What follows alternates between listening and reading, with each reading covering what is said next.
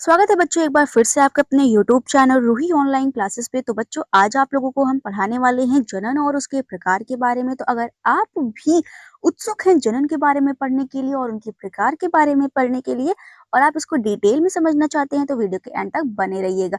तो बच्चों आप स्क्रीन पे देख सकते हैं जनन जो होते हैं दो प्रकार के होते हैं, अलैंगिक और लैंगिक जनन। इनके बारे में हम डिटेल में आगे लेक्चर में पूरा कवर करने वाले हैं।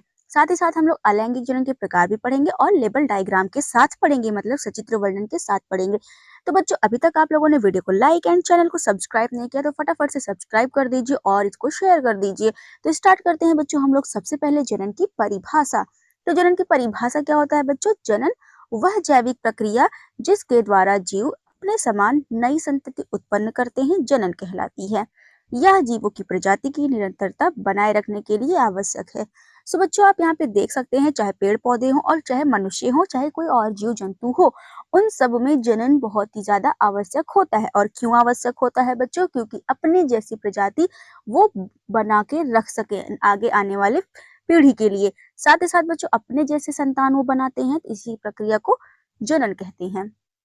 एंड बच्चों अब हम लोग यहाँ देख लेते हैं कि जनन के मुख्य प्रकार कौन कौन से होते हैं। वैसे तो आप लोगों ने स्लाइड में ऑलरेडी देख चुका है, पर यहाँ पे भी आप एक बार देख लीजिए। जनन के मुख्यतः दो प्रकार होते हैं। पहला है बच्चों अलैंगिक जनन और दूसरा है लैंगिक जनन, मतलब कि एसेक्सुअल रिप्रोडक्शन और सेक्सुअल रिप्रोडक्शन, दो प्रकार के जनन होते हैं। एंड आई होप कि आपको जनन भी समझ में आ गया होगा और जनन के मुख्य प्रकार भी। तो बच्चों यहाँ पे मैंने आपको बताया कि सबसे पहले जनन क्या होता है। जनन में आप लोगों ने समझा था कि अपने जैसे ही संतान की उत्पत्ति करना जनन कहलाता है। फिर हम लोगों ने इनके दो प्रकार देख लिए, अलैंगिक जनन और लैंगिक जनन के बारे में। अब हमें पढ़ना है अलैंगिक जनन के बारे में। तो सबसे पहले देखते हैं अलैंगिक जनन, जिसे हम लोग इंग्लिश में एसेक्सुअल रिप्रोडक्शन बोल सकते हैं। इनकी परिभाषा देख लेते हैं बच्चों। इस प्रकार के जनन में केवल एक जनक भाग लेता है तथा युग्मकों का निर्माण एवं संलयन नहीं होता है। उत्पन्न संतति आनुवंशिक रूप से जनन के समान होती है। बच्चों यहाँ पे बताया जा रहा है कि जो अलैंगिक जनन होता है इसमें केवल एक ही जनक भाग लेता है। एक ही जनक की आवश्यकता होती है और उसी एक जनक से कोई नया संतान बन सकता है। और इसमें नर और मादा, जैसे आपको पता है कि लैंगिक जनन अभी हम लोग आगे पढ़ेंगे तो वहां पे अच्छे से मैं समझा दूंगी कि जो लैंगिक जनन होता है उसमें नर और मादा दो युग्मकों की आवश्यकता पड़ती है नई संतति बनाने के लिए। लेकिन अलैंगिक जनन में ऐसा कुछ भी नहीं होता है, वो एक जनक से ही अपनी नई जातियां बना सकती हैं। आगे है बच्चों अलैंगिक जनन के प्रकार। तो सबसे पहला है विखंडन, दूसरा है मुकुलन, तीसरा है खंडीकरण, चौथा है बीजाणु निर्माण, चौथा है यहाँ पे पांचवा है कायिक प्रवर्धन। तो बच्चों यहाँ पे टोटल हमें 5 टाइप्स ऑफ अलैंगिक जनन के पढ़ने हैं। तो बच्चों वीडियो के एंड तक बने रहिएगा। लेकिन अभी तक आप लोगों ने वीडियो को शेयर नहीं किया है तो फटाफट से अपने दोस्तों के पास शेयर कर दीजिए, जिससे आप चाहते हैं कि आपके साथ साथ उनके भी अच्छे नंबर आ सके और थोड़ा सा उनके लिए भी हेल्पफुल हो सके। तो पहला है बच्चों विखंडन, मतलब कि द्विखंडन यहाँ पे लिखा गया है। यहाँ पे हमें पहला देखना है द्विखंडन क्या होता है, या फिर इसे हम लोग बाइनरी फिजन भी बोल सकते हैं। इस प्रक्रिया में एक कोशिका विभाजित होकर दो समान संतति कोशिकाएं बनाती हैं, जैसे कि उदाहरण और पैरामीशियम में आप देख सकते हैं। तो यहाँ पे बच्चों मैं आप लोगों के लिए डायग्राम भी इसमें लेके आई हूँ। पहला ऊपर का एग्जाम्पल जो दिया गया है वो अमीबा में है और नीचे का जो है वो पैरामीशियम में है। तो आप अमीबा में देख सकते हैं जनक कोशिका है, उसके अंदर केंद्रक पाया जा रहा है। तो पहले केंद्रक का विभाजन होता है, केंद्रक के विभाजन के बाद बच्चों कोशिका का भी विभाजन हो जाता है और संतति कोशिकाएं निर्मित हो जाती हैं। कुछ ऐसे ही बच्चों पैरामीशियम में भी नीचे दिया गया है। तो साथ ही साथ बच्चों ये जो नोट्स है ये आप लोग के लिए बहुत ही ज्यादा हेल्पफुल हो सकता है और आप ये नोट साथ ही साथ बनाते चलिएगा। आगे है बच्चों बहुखंडन, जिसे हम लोग मल्टीपल फिजन बोल रहे थे। द्विविखंडन में हम लोगों ने देखा था बच्चों की एक कोशिका से दो कोशिकाएं बन जाती हैं। लेकिन बहुविखंडन में क्या होता है, इनमें अनेक कोशिकाएं अनेक संतति कोशिकाओं का निर्माण होता है। जैसे कि इस प्रक्रिया में एक जनक कोशिका अनेक संतति कोशिकाओं में विभाजित हो जाती है, जैसे कि उदाहरण में प्लाज्मोडियम दिया गया है। तो बच्चों यहाँ पे आप देख सकते हैं एक जनक कोशिका है, प्लाज्मोडियम की कोशिका है बच्चों ये, और इसके अंदर बहुत सारे केंद्रक का विभाजन हो रहा है, जिसके फलस्वरूप आप उसके अंदर देख सकते हैं बहुत सारे संतति कोशिकाएं बन गई हैं। जब बच्चों यहाँ पे बहुत सारी संतति कोशिकाएं बन जाएगी और उसके अंदर अब और विभाजन की क्षमता नहीं होगी या जगह नहीं होंगी, तो वो कोशिकाएं फट जाती हैं। जैसे ही वो कोशिकाएं फटती हैं बच्चों, जितनी संतति कोशिकाएं होती हैं सारी ये मुक्त हो जाती हैं। तो ये बच्चों जो होता है प्लाज्मोडियम का जो विखंडन हो रहा है, ये हमारे शरीर के अंदर होता है, यकृत में होता है, लीवर में होता है, कहाँ होता है, कैसे होता है, इसका डिटेल वीडियो हम लोग अगले चैप्टर में पढ़ेंगे, जो हमारा क्लास 12th का चैप्टर है, मानव स्वास्थ्य तथा रोग। उस चैप्टर में इसको हम पढ़ाने वाले हैं। तो बच्चों यहाँ पे भी आप लोग इतना समझ लीजिए बहुविखंडन क्या होता है और द्विविखंडन क्या होता है।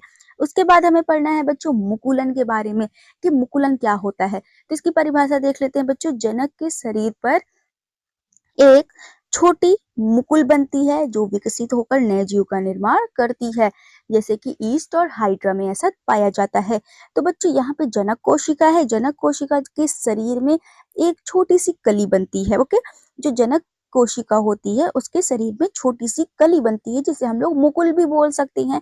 तो बच्चों ये जनक की कोशिका में जब तक रहती है, जब तक ये अच्छे से डेवलप नहीं हो जाती है और इन्हें जब तक पोषण नहीं कंप्लीट हो जाता है, जब तक इन्हें पोषण की आवश्यकता रहती है, तब तक ये अपने पेरेंट्स के शरीर से जुड़ी होती हैं। और एक बार जैसे ये परिपक्व हो जाती हैं और इन्हें पोषण की आवश्यकता नहीं होती है, तो ये जनक के शरीर से अपने शरीर को अलग कर लेती हैं और एक नई संतति का निर्माण हो जाता है। तो इसी प्रक्रिया को बच्चों मुकुलन बोलते हैं।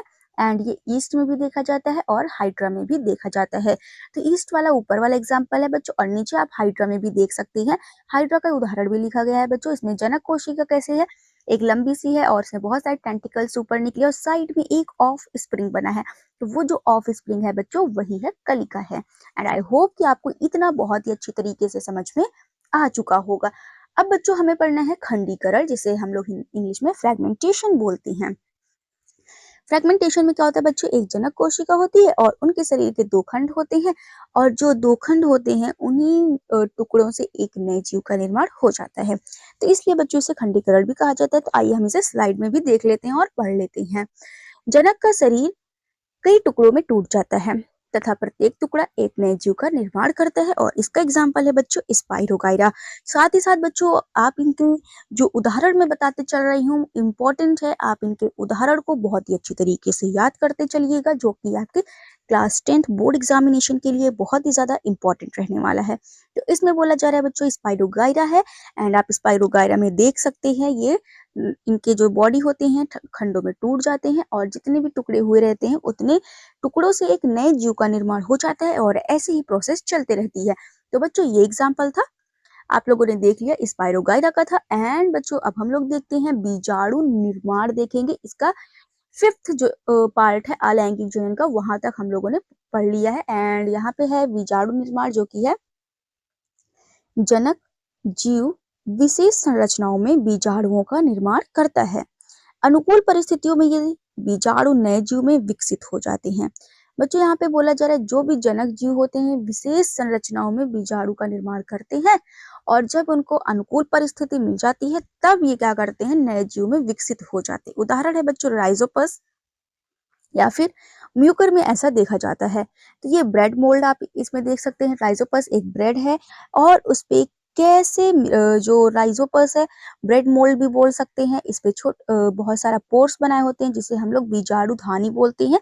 बीजाणु धानी के अंदर बच्चों बीजाणु का निर्माण होता है, और जब इन्हें अनुकूल परिस्थिति मिलती है तो ये बीजाणु मुक्त हो जाते हैं, और जब ये मुक्त होंगे बीजाणु तो इनमें अंकुरण होता है, नए जीव का विकास होता है, और ये बीजाणु फिर से अंकुरित हो जाते हैं।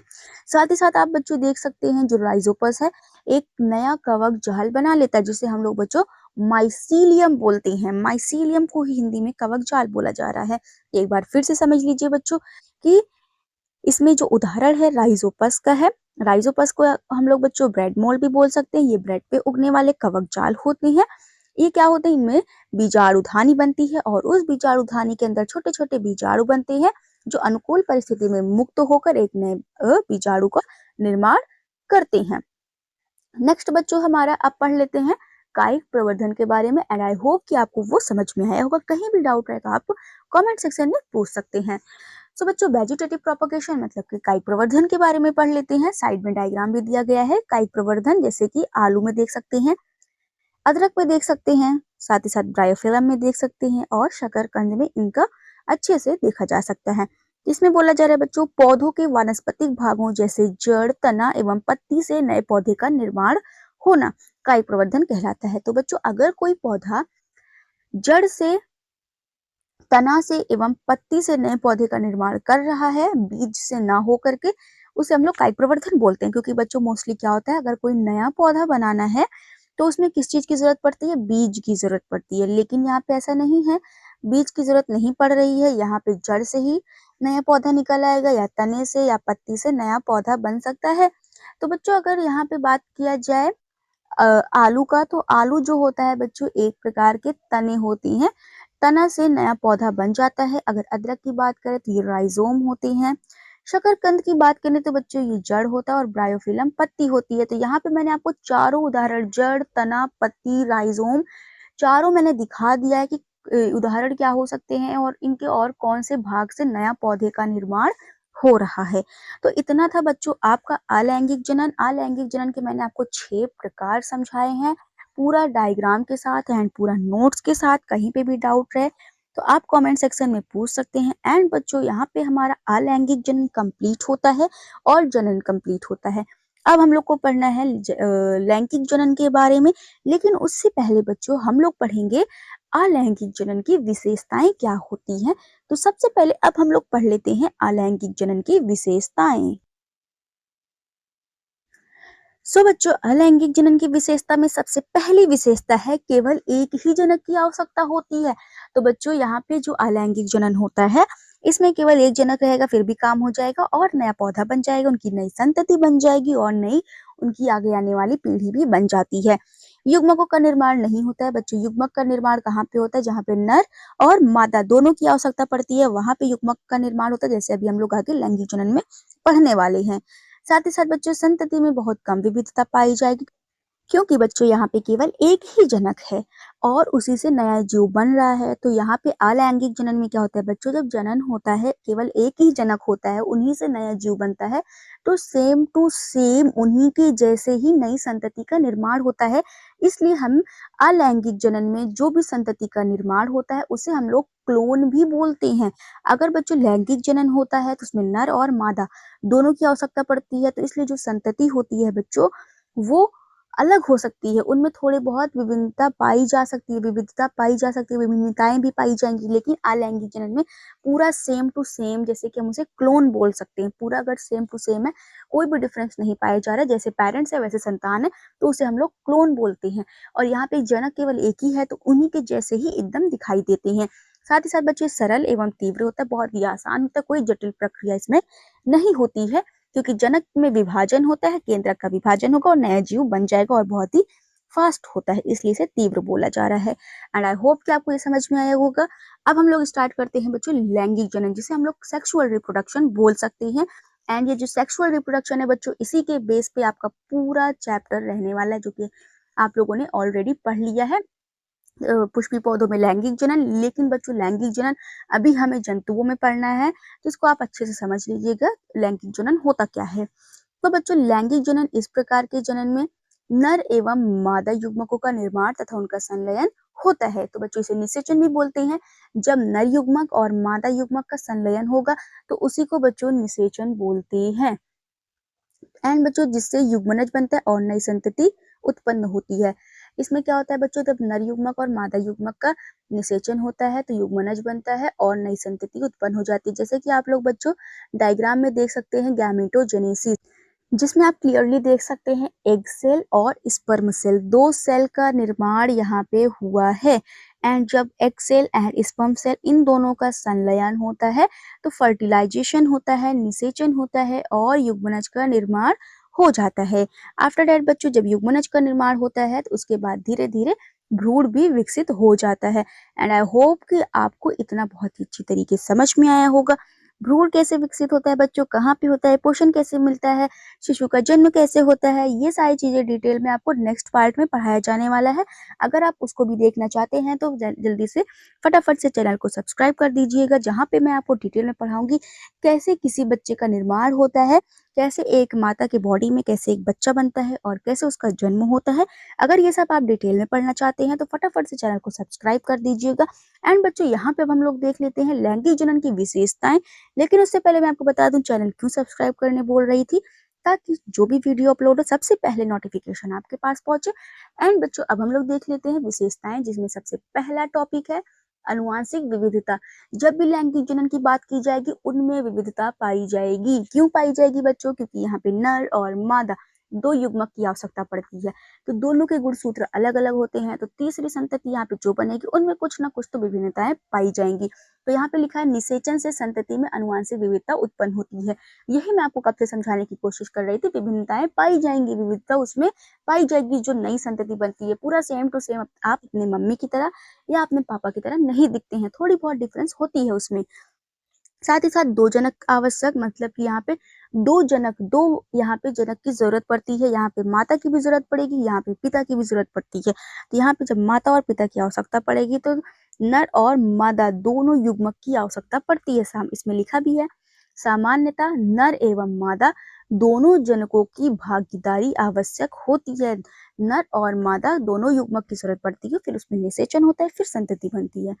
आगे है बच्चों अर्धसूत्री विभाजन। जो जनन कोशिकाओं के निर्माण में अर्धसूत्री विभाजन होता है। जब विभाजन होता है बच्चों तभी ही यहाँ पे अच्छे से भ्रूण बन पाता है और शिशु का निर्माण हो पाता है। अर्धसूत्री विभाजन कहाँ होता है, समसूत्री विभाजन कहाँ होता है, कैसे होता है, ये डिटेल में पढ़ने के लिए आपको नेक्स्ट पार्ट देखना पड़ेगा, जहाँ पे आपको जनन के बारे में शिशु निर्माण के बारे में बहुत ही अच्छी तरीके से समझाया जाएगा। साथ ही साथ बच्चों आज की वीडियो में हम लोगों ने जनन के बारे में पढ़ लिया कि जनन कैसे होता है, जनन के प्रकार कैसे होते हैं, कितने प्रकार होते हैं, उनके प्रकार के उदाहरण में क्या होता है, सब कुछ हम लोगों ने डिटेल में पढ़ लिया है। सो बच्चों अगर आज की वीडियो आप लोगों को जरा से भी समझ में आई है और आप चाहते हैं कि ऐसी और वीडियो आपके पास सबसे पहले पहुंचे तो आप लोग वीडियो को लाइक कर दीजिएगा, चैनल को सब्सक्राइब कर दीजिएगा, साथ ही साथ बेल आइकन प्रेस करना बिल्कुल भी मत भूलिएगा, क्योंकि बहुत सारे बच्चे सब्सक्राइब करते हैं पर बेल आइकन नहीं प्रेस करते हैं, ना नोटिफिकेशन को ऑन करते हैं। तो ऑल पे आपको टिक कर देना है ताकि सबसे पहले नोटिफिकेशन आपके पास पहुंचे और आप तुरंत वीडियो देख सकें।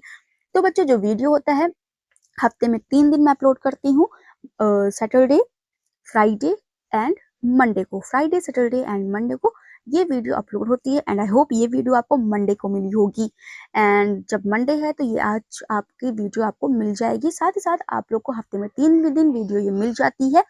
एंड बच्चों कभी-कभी अगर चैप्टर लॉन्ग होता है तो बीच में भी वीडियो अपलोड हो जाती है। सो बच्चों मिलते हैं हमारे नेक्स्ट वीडियो में। Thank you, bye bye.